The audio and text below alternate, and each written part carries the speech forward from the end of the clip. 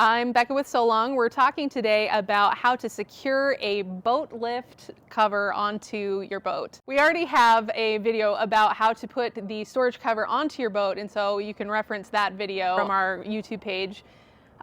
So there's a couple things that are specific to the boat lift. We've got a special tie down here underneath the cover to help get that really nice and tight. That helps to secure it. So just put that through that buckle clipped, and then we tighten that up.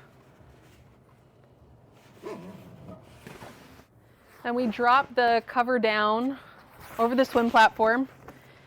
And then we have a different kind of tightening mechanism for our storage cover.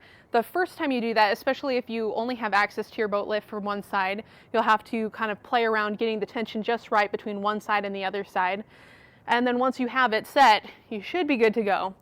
So we're going to do our cinching here, and it's just this roller cam buckle here, and just pull it nice and tight from this side.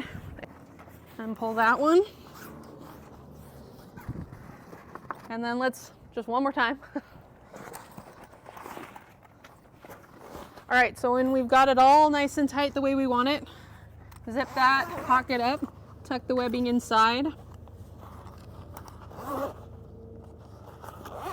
You're good to go.